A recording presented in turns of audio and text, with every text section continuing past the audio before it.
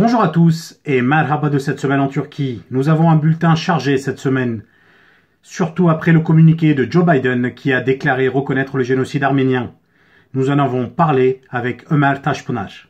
Le président des États-Unis Joe Biden a qualifié le sort des Arméniens ottomans en 1915 de génocide.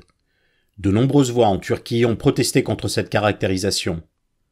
C'est le 24 avril que le communiqué attendu de la Maison-Blanche est paru. Il y est dit « Chaque année en ce jour, nous nous souvenons de la vie de tous ceux qui sont morts lors du génocide arménien de l'ère ottomane et nous nous engageons à nouveau à empêcher qu'une telle atrocité ne se reproduise. » Avec cette déclaration, le président Biden devient le premier président américain à employer formellement le terme de génocide, ses prédécesseurs ayant préféré le terme de Metziagern, signifiant grande catastrophe en arménien. Mais désormais, les États-Unis s'ajoutent à la trentaine de pays, dont la France, l'Allemagne et la Russie, pour qui 1915 est le point de départ d'un génocide selon l'Armenian National Institute de Washington. En Turquie, les réactions ne se sont pas fait attendre. Le ministre des Affaires étrangères Mevlut Çavuşoğlu a déclaré rejeter entièrement cette reconnaissance, expliquant ne pas avoir de leçons à recevoir.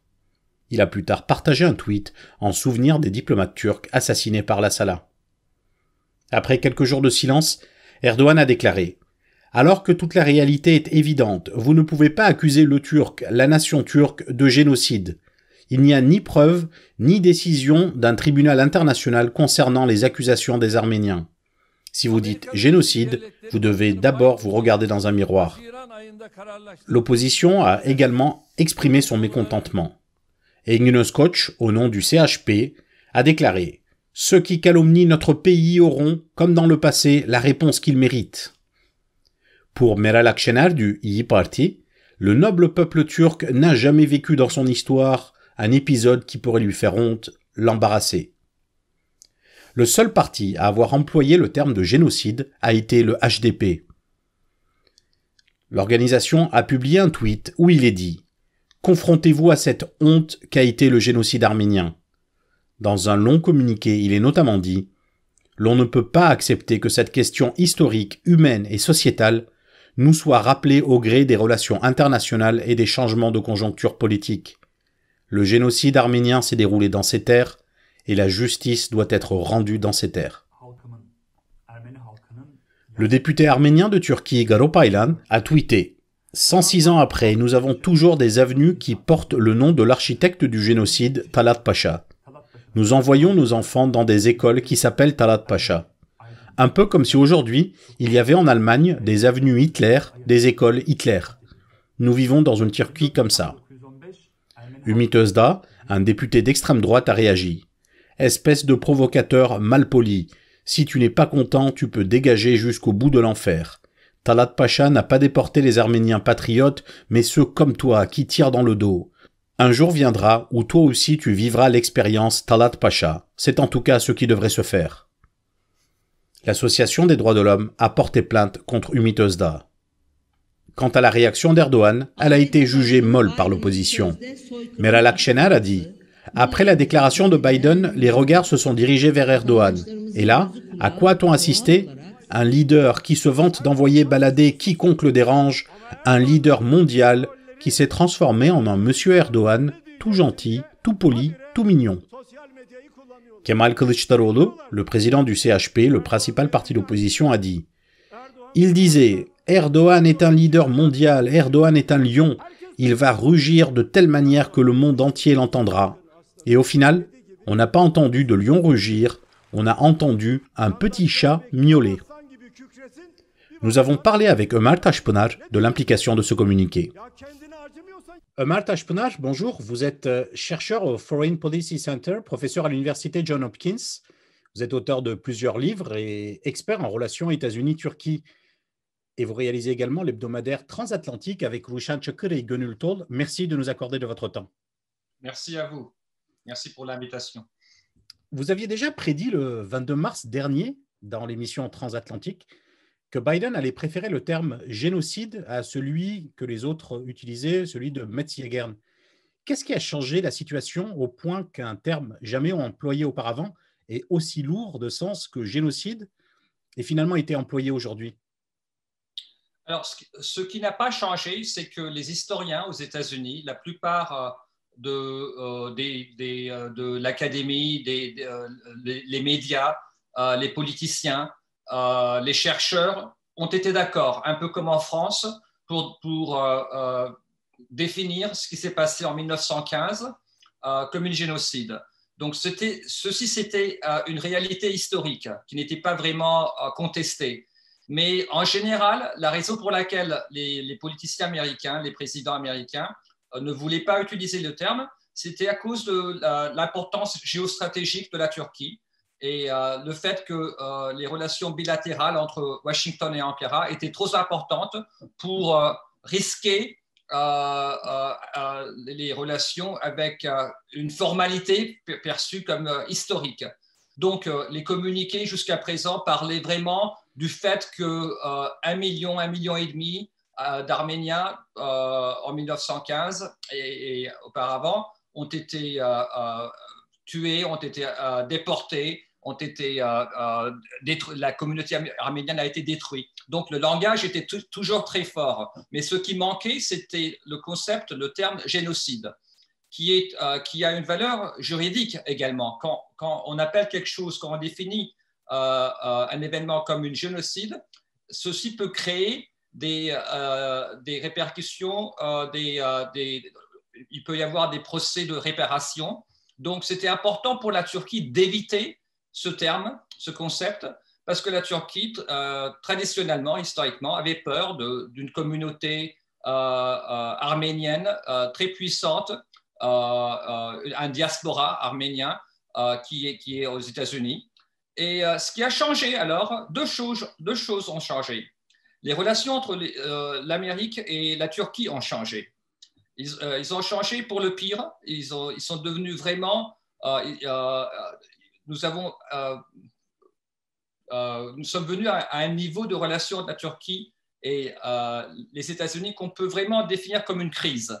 Une crise au niveau de confidence, une crise au niveau du fait que la Turquie ne voit plus les États-Unis comme un allié et le fait que Washington ne considère plus vraiment la Turquie comme une démocratie, comme un pays qui va agir avec les États-Unis dans le Moyen-Orient.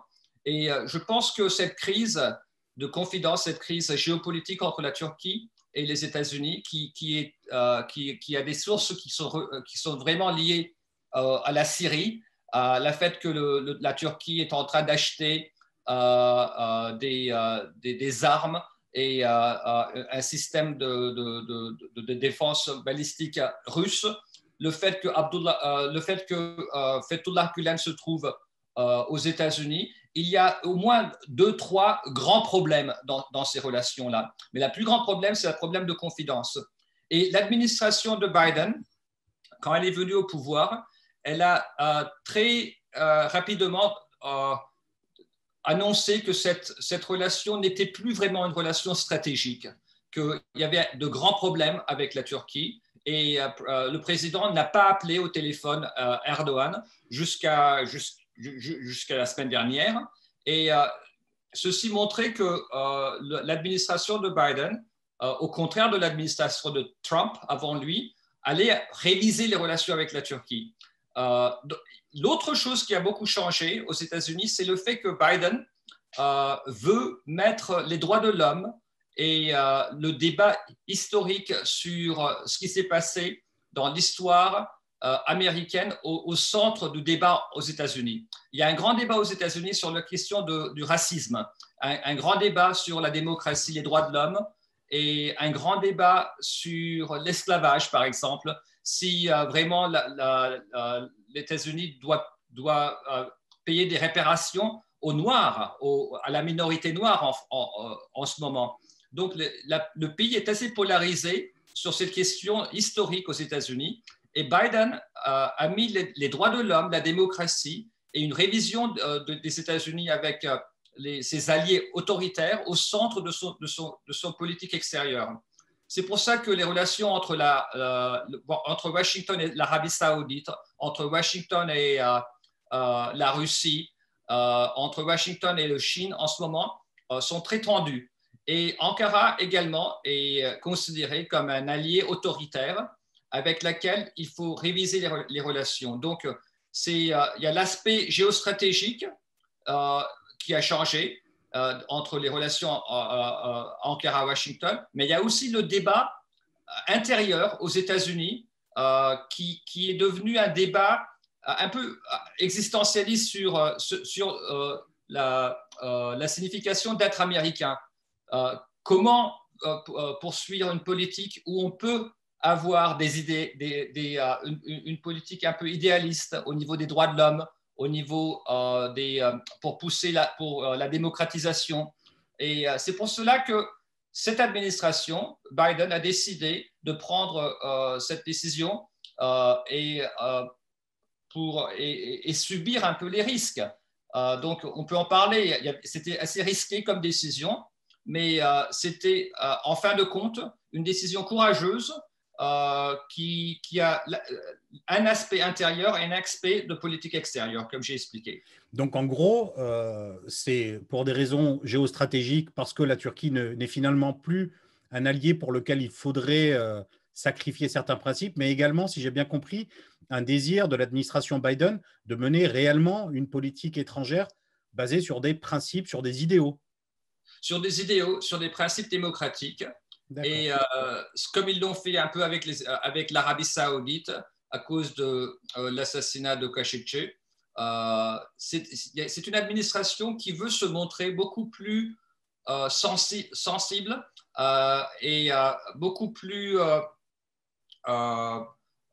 si vous voulez, une administration qui veut se montrer plus efficace au niveau des droits de l'homme. D'accord. Et le communiqué, quand même, prend soin d'épargner la République turque en utilisant le terme Empire ottoman et Constantinople. La veille, les dirigeants ont également convenu de se rencontrer en marge d'un sommet.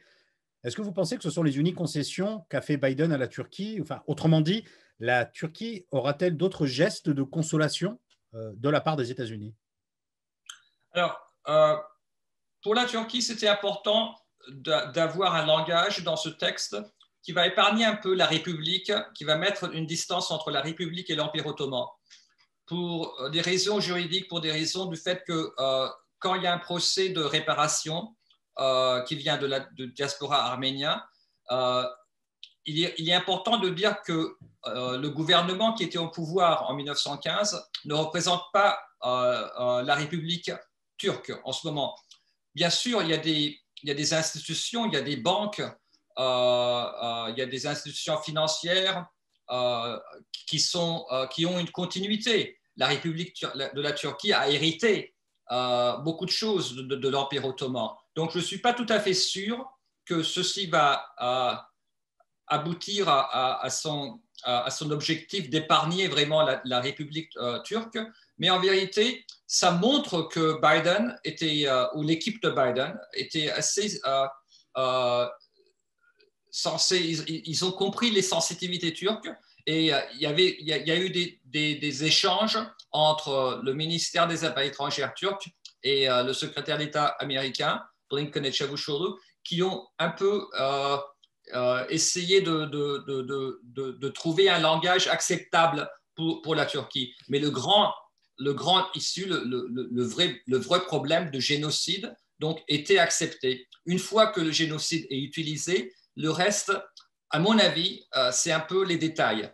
Mais ce qui est ironique ici, c'est que le langage de communiqué qui culpabilise à un certain niveau l'Empire ottoman vient dans un contexte en Turquie où on a un gouvernement qui s'identifie avec l'Empire ottoman. Erdogan se voit comme le sultan. Erdogan poursuit une politique étrangère qui est souvent appelée néo-ottomanisme. Donc, c'est un gouvernement, au contraire d'autres gouvernements turcs qui ont été au pouvoir depuis les années 50, qui s'identifient vraiment avec l'Empire ottoman.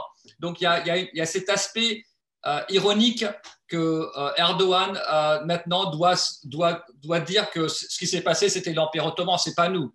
Mais vraiment, il ne peut pas le dire parce que c'est quelqu'un qui se voit comme Abdülhamid, qui se voit comme un sultan et qui veut voir la continuité entre l'Empire ottoman et la République turque. Je trouve ça assez marrant, assez ironique. C'est sûr que oui, il va devoir faire un peu moins jouer sur le registre de l'Empire ottoman. Mais alors, justement, vous parliez des conséquences que les États-Unis, enfin, ou en tout cas que la Turquie voudrait éviter en termes notamment de réparation, de procès en réparation. Quelles sont, à votre avis, les conséquences juridiques et politiques de cette caractérisation de génocide par la première puissance mondiale? Donc, c'est au niveau politique, comme vous avez dit, et peut-être au niveau juridique, mais au niveau du débat intellectuel, rien ne change. Au niveau du débat académique, du débat historique, rien ne change. Le Sénat et le Congrès américain, la plupart des États américains qui ont des congrès régionaux ont déjà reconnu le génocide arménien. Il n'y a pas un débat historique dans les facultés d'histoire des États-Unis. Donc, il y a bien sûr le fameux professeur Bernard Lewis, qui est mort il y a quelques ans, qui était condamné en France pour nier le génocide. Mais à part vraiment Bernard Lewis, que même lui, je pense que vers la fin de sa vie, avec les nouveaux documents, avait un peu changé d'avis sur ce qui s'était passé. Mais comme je vous ai dit, ceci change pas grand-chose au niveau du débat intellectuel. Au niveau du débat politique sur la Turquie, vous savez, la réputation de la Turquie au niveau des droits de l'homme, de la démocratie, le fait que la Turquie est devenue un pays beaucoup plus autoritaire, le débat était déjà là. Donc, la réputation de la Turquie était déjà très gâchée, très démolie du fait que, parce que les 6 dernières années de la Turquie sont vraiment des années où on a vu l'autoritarianisme s'établir en Turquie d'une façon très structurelle. Oui. Donc, ce qui peut changer, c'est le fait qu'on a à peu près 1 million d'Arméniens aux États-Unis et il y a une minorité des Arméniens, bien sûr, qui ont des grands-parents qui viennent de l'Anatolie. Et parmi ces Arméniens du diaspora américain, il se peut qu'il va y avoir des dizaines de procès de réparation. Une réparation territoriale ne serait pas possible, à mon avis, mais il est très probable que certains banques turques, comme la banque de Ziraat, qui a hérité les dettes ottomanes, il se peut que des institutions financières de la Turquie se trouvent dans des procès avec les États-Unis contre les Arméniens qui peuvent montrer des documents,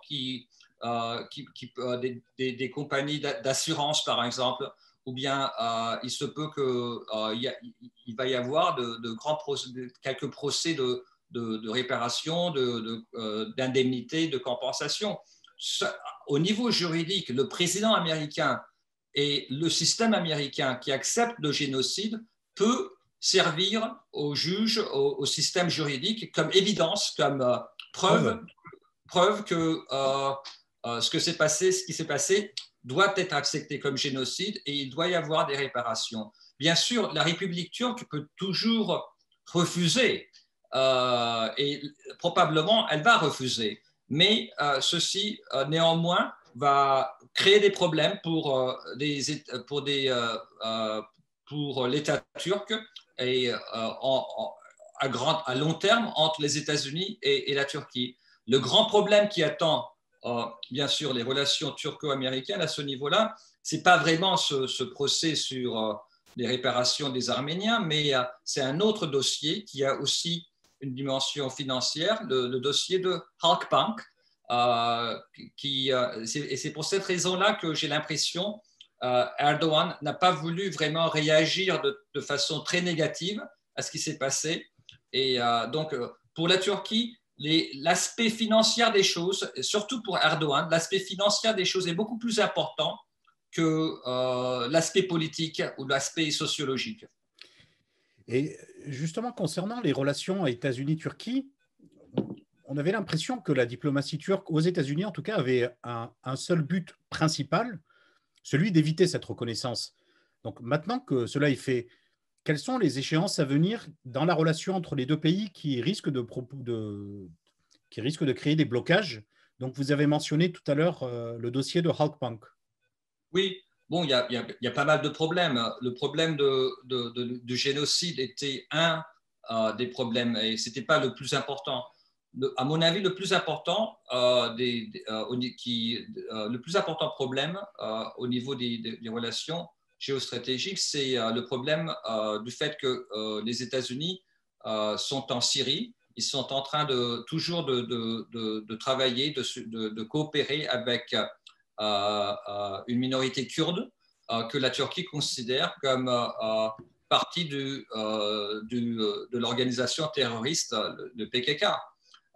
Donc, le problème kurde, la Syrie, continue comme un grand problème. Le fait que la Turquie a de bonnes relations avec la Russie et le fait que la Turquie est en train d'acheter, a déjà acheté et peut activer les S-400, qui sont ce système russe de missile defense, de défense de missiles. C'est un grand problème pour lequel la Turquie a été sanctionnée. La présence de Fethullah Gulen à Pennsylvania, aux États-Unis, continue à être un problème. Et bien sûr, le problème de Halkbank.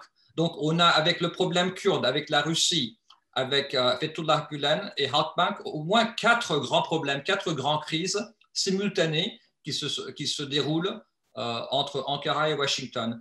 À mon avis, le fait qu'on ne parlera plus maintenant, dorénavant, du problème du génocide peut faciliter un peu les choses parce que la lobby turque ici, au moins maintenant, ne va pas dépenser d'argent sur ce sujet-là. Ils peuvent se concentrer sur d'autres problèmes qui sont toujours en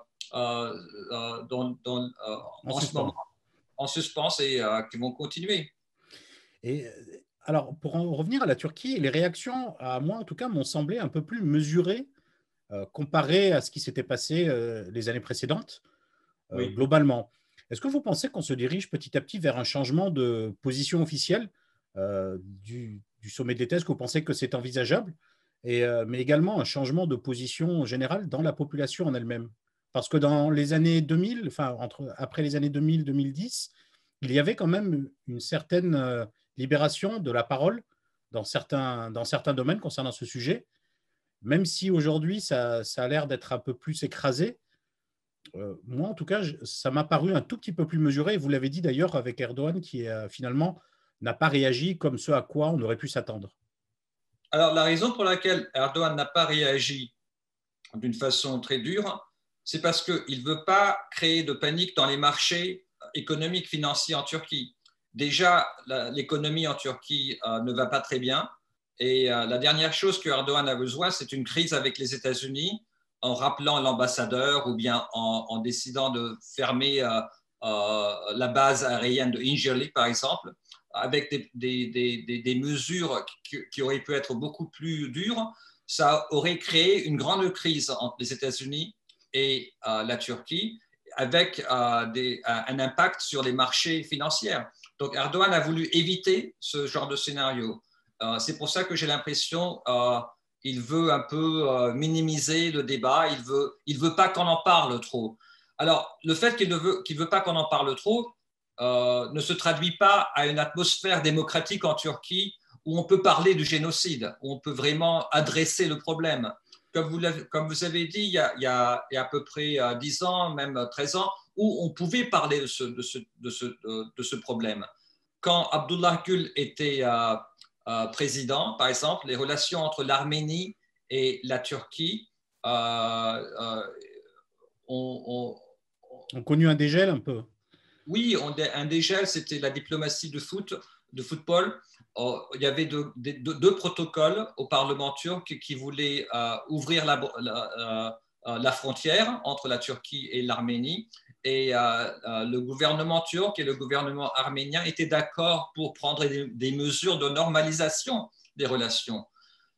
Alors, on a vraiment gâché cette opportunité à cause de Erdogan, à cause du nationalisme d'Erdogan. Il est allé en Azerbaïdjan, il a déclaré qu'il n'y aura pas de normalisation. Il a fait ça en 2009, 2010. Il a déclaré dans le Parlement à Bakou de l'Azerbaïdjan qu'il n'y aura pas de normalisation entre l'Arménie et la Turquie tant que l'armée arménienne sera au Karabakh. Donc, il a indexé les relations entre l'Arménie et la Turquie au problème que l'Arménie a avec l'Azerbaïdjan, ce qui n'était pas dans l'esprit des protocoles de normalisation des relations. Et donc, il y a 10 ans, les choses allaient beaucoup mieux au niveau des relations avec l'Arménie et aussi du débat historique, du débat académique, du débat démocratique sur un sujet qui malheureusement continue à être assez tabou en Turquie. C'est assez dur de parler du génocide. C'est pas vraiment facile pour les académiques, pour les historiens, pour les intellectuels. Les journalistes.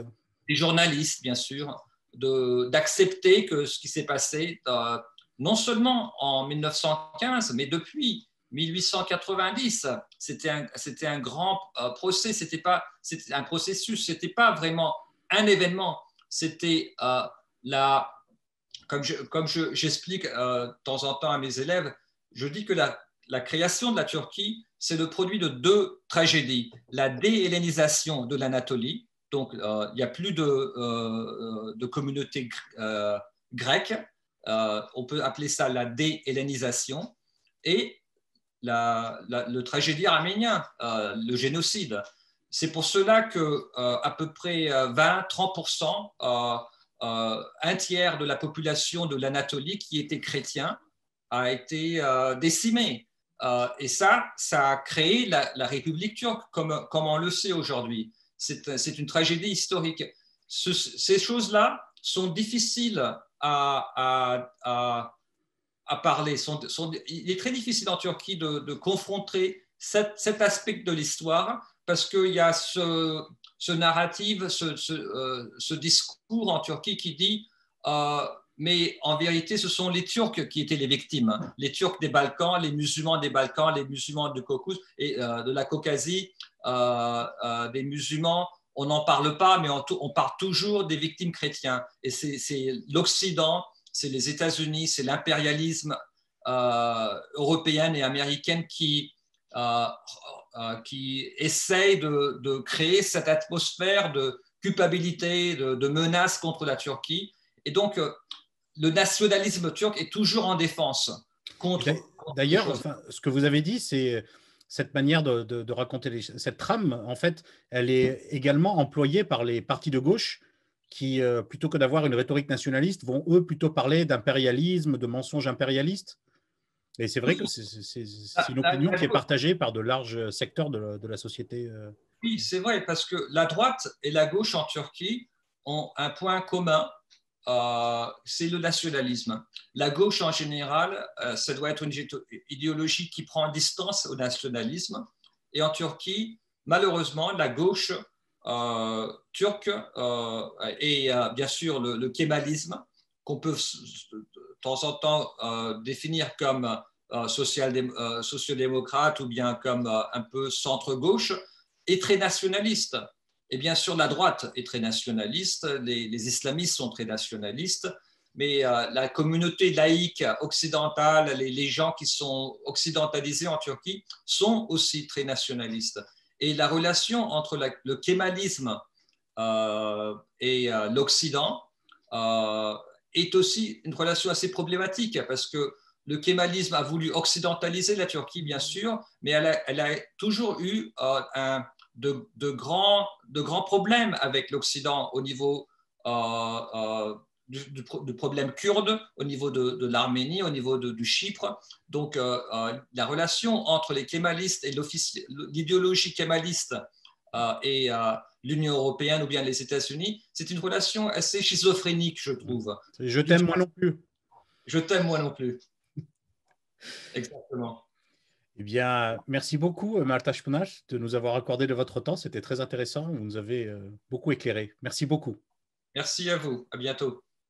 Ils ne sont pas arméniens, mais kurdes pour la plupart. 108 dirigeants du HDP, le troisième parti du pays, ont assisté à la première audience du procès où ils sont accusés. Le procès s'appelle le procès des événements de Kobané. 108 dirigeants du HDP sont jugés pour avoir provoqué ce que le pouvoir appelle les événements de Kobané, des manifestations ayant conduit à la mort de 37 personnes, pour la plupart supporters du HDP. Les faits remontent à 2014. Au début du mois d'octobre, la ville syrienne de Kobané, située à la frontière avec la Turquie, était encerclée par Daesh et sur le point de tomber. Le pouvoir avait alors fermé sa frontière à cet endroit et empêché des renforts kurdes d'aller les secourir. Le HDP avait alors appelé à manifester, et entre le 6 et le 8 octobre, de nombreuses manifestations s'étaient déroulées, confrontant supporters du HDP, supporters de mouvements islamistes locaux et forces de l'ordre. Quelques jours plus tard, et après intervention du président Obama, la Turquie avait laissé passer des combattants kurdes et les djihadistes avaient été repoussés. 6 ans après, la conjoncture politique a changé et le parquet a finalement décidé de poursuivre les 108 dirigeants du HDP de l'époque pour atteinte à l'unité du pays, dégradation, provocation à la mort. Dans un acte d'accusation faisant plus de 3500 pages, le procureur demande un total de 19 680 années de prison pour les 108 prévenus, 38 peines de prison à perpétuité aggravée pour 29 chefs d'accusation.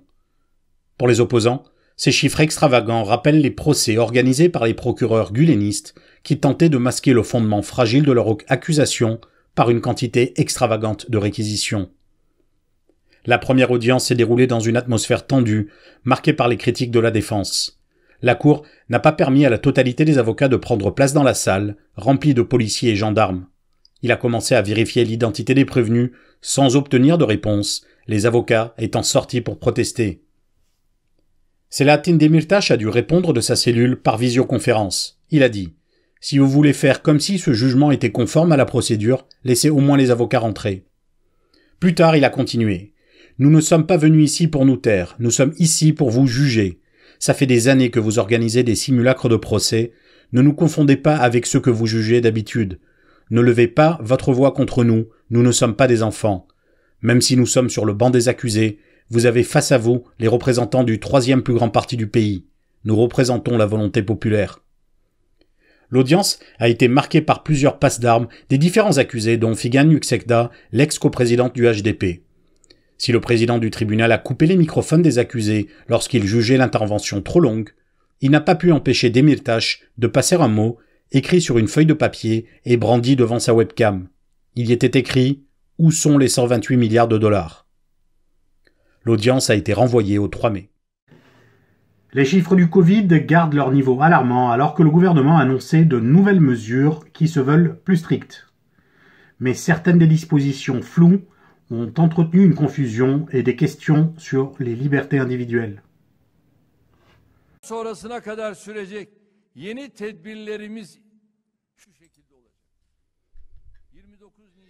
Le président et chef de l'AKP Recep Tayyip Erdoğan a annoncé le 26 avril de nouvelles mesures allant du 29 avril au 17 mai qu'il a appelé confinement strict. Mais certaines des dispositions floues ont provoqué des débats, notamment sur l'interdiction de vente d'alcool. Ces nouvelles mesures prévoient une fermeture des petits commerces, un déplacement entre régions soumis à une autorisation et une fermeture de tous les établissements scolaires. Un couvre-feu est imposé à toute heure durant cette période. Mais les secteurs exemptés de ces mesures sont nombreux. La grande distribution, le secteur industriel et le reste couvrent une population de 16 millions de personnes, à tel point que de nombreux citadins ont constaté le premier jour des embouteillages et des transports publics bondés. D'autre part, une confusion règne sur une éventuelle interdiction de vente d'alcool. Si le président et chef de l'AKP Recep Tayyip Erdoğan n'en a pas parlé, cette interdiction a été annoncée par le correspondant de la chaîne NTV auprès du palais présidentiel. Cette information a été plus tard confirmée par le ministre de l'Intérieur qui a dit « Les magasins de boissons alcoolisées ne sont pas dans la liste des secteurs exemptés de ces mesures. Mais rien sur la grande distribution qui dispose de rayons d'alcool. Certains ont d'ailleurs préféré arrêter de vendre de l'alcool d'eux-mêmes. Mais pour une grande partie de l'opposition, cette interdiction n'est ni légale ni légitime, car elle n'est écrite nulle part et qu'il n'existe pas de rapport entre boire de l'alcool chez soi et transmettre le Covid-19. Les médias pro-gouvernementaux, comme l'agence Anadolu ou le quotidien Yeni Shafak, ont cité en exemple la France, en expliquant que l'alcool y était interdit par mesure sanitaire. Ils faisaient référence en réalité aux arrêtés d'interdiction de consommation d'alcool sur la voie publique qui avaient été pris à Paris. Pour Kemal Can de Mediascope, cette mesure est attentatoire aux libertés privées et montre l'impasse du gouvernement qui, n'ayant plus grand-chose à offrir à ses propres soutiens, se résout à leur offrir une privation de liberté des opposants. Le président de l'Union des vendeurs de boissons alcoolisées, Özgür Aybaş, a déclaré que cette interdiction n'était mentionnée nulle part et qu'ils allaient continuer leur vente. Alors vrai ou pas, une chose est sûre, la confusion, elle, est réelle. Les villageois qui avaient voté à une quasi-totalité pour les deux partis au pouvoir se sont affrontés aux forces de l'ordre. Ils résistent à l'installation d'une carrière de pierre dans une vallée verdoyante de la mer Noire. De nombreux villageoises et villageois ont entrepris une résistance à l'installation d'une carrière de pierre dans la vallée verdoyante d'Işkencedere, rattachée à Ekizdere de la province de Rize. Le projet est conduit par la Cengiz Holding, un groupe proche du pouvoir, connu pour obtenir une grande partie des marchés publics de BTP. La tension est montée d'un cran le 21 avril, lorsque les véhicules de travaux ont fait leur entrée dans la vallée. Les villageois, qui avaient lancé une veille, ont prévenu les renforts et ont dû subir l'intervention de la gendarmerie. Après plusieurs affrontements, cette résistance a été abondamment relayée par les réseaux sociaux et une déclaration de solidarité a été lue à Istanbul par l'association La Mer Noire s'insurge. Après intervention de la police, c'est finalement au siège du CHP de Kadıköy que les villageois ont pu faire entendre leur voix. Le gouvernorat de Rize a publié une déclaration où il est dit « Un projet très important pour notre État, notre pays et notre région, qui a obtenu toutes les autorisations nécessaires et qui concerne l'installation d'une carrière de pierre, fait l'objet d'une tentative d'obstruction malgré toutes nos tentatives de persuasion. » Puis, en parlant des villageois locaux, le communiqué dit « Ces personnes n'ont pas respecté les mesures de précaution sanitaire et ont empêché des agents de la force publique d'effectuer leurs devoirs. L'on a donc pris des mesures administratives à leur encontre. » L'opposition des villageois à l'installation de carrières ou de mines n'est pas nouvelle. Dans les années 90, les villageois de Bergama avaient résisté à la prospection d'or avec du cyanure. Depuis plusieurs années, une lutte similaire oppose écologistes et compagnies minières dans le mont Ida.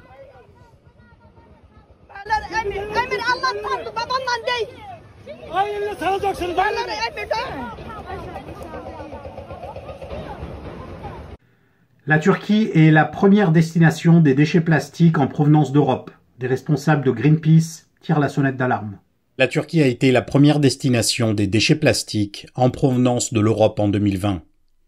Les chiffres compilés par Greenpeace Méditerranée sont issus d'Eurostat et de l'Office national des statistiques de la Grande-Bretagne.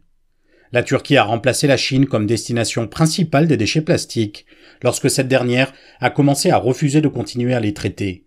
En 2020, c'est 660 000 tonnes de plastique issues de l'Union européenne et de l'Angleterre qui sont parvenues en Turquie. Une situation qui inquiète Nihan Temizataş, la chef du projet de biodiversité de Greenpeace Turquie. Elle a dit « Cette situation montre qu'il faut renforcer les mécanismes de contrôle. » Le ministre de l'Urbanisme et de l'Environnement avait déclaré au mois de janvier que l'objectif était « zéro importation de déchets ». Nous demandons l'application d'un plan d'urgence pour atteindre cet objectif, ainsi qu'une transparence et un contrôle approfondi. En attendant, les déchets continuent d'arriver. Et en parlant de déchets qui viennent d'Europe, l'ex-humoriste Dieudonné Mbalambala a déclaré s'apprêter à demander l'asile politique en Turquie. Et ce n'est pas une blague. Le militant antisémite Dieudonné Mbalambala, condamné à plusieurs reprises par la justice française, a déclaré demander l'asile politique en Turquie. Il rejoindra à ce titre le pianiste Stéphane Blett, proche de la mouvance nationale-socialiste d'Alain Soral. Dans les déclarations qu'ils ont accordées à la presse turque, Les deux ont exprimé leur gratitude à l'égard du président et chef de l'AKP Recep Tayyip Erdogan. Expliquant vouloir réaliser de nombreux projets dédiés aux Turcs, les deux personnages marginalisés en France ont dressé un réquisitoire sévère à l'encontre de leur pays d'origine. Pour l'ex-humoriste, il n'existe plus de liberté d'expression en France. C'est la raison pour laquelle je vais demander l'asile politique en Turquie. Cette phrase a été partagée dans les réseaux sociaux par les opposants, avec le commentaire « Effectivement, il a le sens de l'humour ». L'agence Anadolu s'est retrouvée au centre d'une polémique entre le gouvernement français et le responsable de la communication présidentielle, Fahrettin Altun. Le compte Twitter du secrétariat général du comité interministériel de la prévention de la délinquance et de la radicalisation du gouvernement français a accusé l'agence de presse gouvernementale turque Anadolu Ajansı d'être un organe de propagande qui calomniait la France. Le responsable de la communication Fahrettin Altun a réagi en tweetant en français. Le comité interministériel a préparé une chaîne de tweets où il épingle ce qu'il appelle les fake news du département francophone de l'agence de presse Anadolu. Le dernier tweet conclut « La France ne tolère pas la propagation de mensonges et de calomnies portant atteinte à ses principes fondateurs d'universalisme et d'humanisme ». Pour Anadolu, cette série de tweets l'a désigné comme cible. Le président de cette agence, Sardar Karagöz, a déclaré que la France avait commis une atteinte au droit d'informer. Quant à Fahrettin Altun, le président de la communication présidentielle, il a publié une série de tweets en français en demandant si cela était la conception de la liberté de la presse, puis a accusé la France de, je cite, « perpétuer sa politique discriminatoire et oppressive à l'égard des musulmans et des organes de presse ». L'agence Anadolu avait été sous le feu des critiques de l'opposition en Turquie lors des élections municipales à Istanbul, lorsqu'elle avait brusquement arrêté de publier les résultats.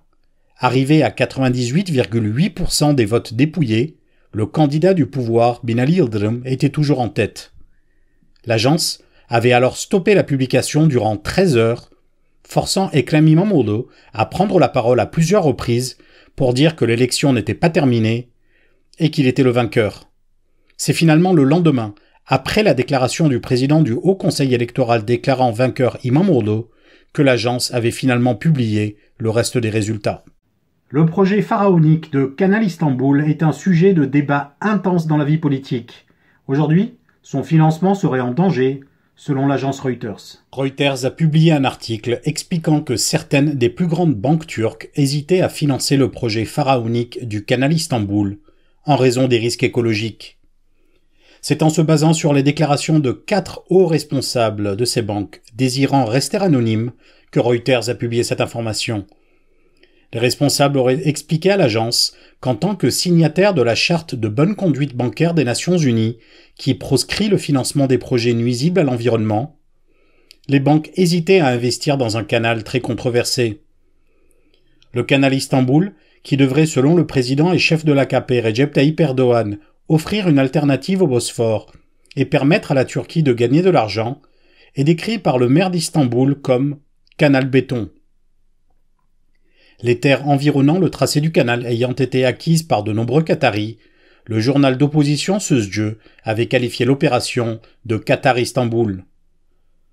Prise de conscience écologique des banquiers ou pas, certains d'entre eux ont peut-être entendu les déclarations du maire d'Istanbul et possible candidat à l'élection présidentielle Ekrem İmamoğlu. Ce dernier avait déclaré sur la chaîne Habertürk le 9 avril « Ceux qui courent derrière ce projet, qui pensent gagner de l'argent en le finançant, ne pourront pas dire plus tard « Nous avons juste répondu à un appel d'offres ». Ceux qui financent un projet qui suscite autant d'opposition de la part des citoyens devront demain rendre des comptes à la justice d'une manière ou d'une autre. Côté pouvoir, le porte-parole du président Ibrahim Kalın a déclaré à Reuters que les investisseurs allaient, je cite, « sûrement être attirés par le projet ».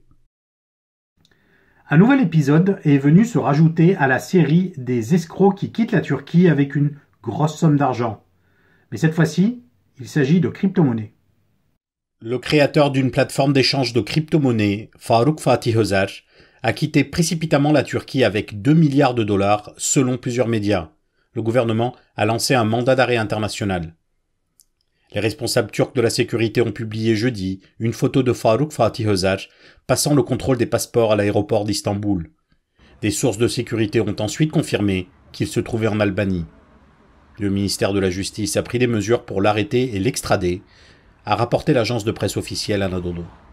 D'autres photos du jeune entrepreneur sont apparues avec le ministre des Affaires étrangères Mevlut Çavuşoğlu et le ministre de l'Intérieur Süleyman Soylu.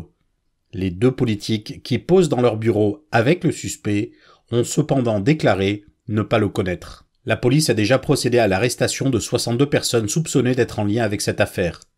16 autres personnes dont l'identité n'a pas été révélée sont visées par des mandats d'arrêt. Faruk Fatih Özer a déclaré être parti à l'étranger pour traiter un investissement extérieur non spécifié. Todex a fermé alors qu'elle détenait au moins 2 milliards de dollars provenant de 391 000 investisseurs. L'avocat des investisseurs Oğuz Evren Kılıç a déclaré à l'AFP que l'enquête s'approfondit. Des centaines de milliers d'utilisateurs ne peuvent pas avoir accès à leur portefeuille numérique. La situation tendra à s'aggraver si aucune mesure concrète n'est prise par Todex, a-t-il ajouté. Les clients ont déjà déposé des plaintes auprès du procureur qui enquête sur l'homme d'affaires pour fraude aggravée et fondation d'une organisation criminelle. Sur Twitter, Faruk Fatih Özer a dénoncé des allégations sans fondement. Si les sommes annoncées sont confirmées, Faruk Fatih Özer aura battu le record de la plus grande escroquerie à ce jour commise par une seule personne. Merci à tous de nous avoir suivis, merci de votre fidélité et n'oubliez pas de soutenir la presse libre et indépendante. Türkiye'nin sivil, bağımsız, özgür ve çoğulcu bir medya ortamına ihtiyacı var.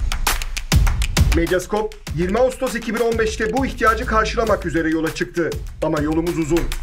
Bu yolculukta bize Patreon veya YouTube'un katıl butonu üzerinden katkıda bulunabilirsiniz. Destek verin, sizinle güçlenelim.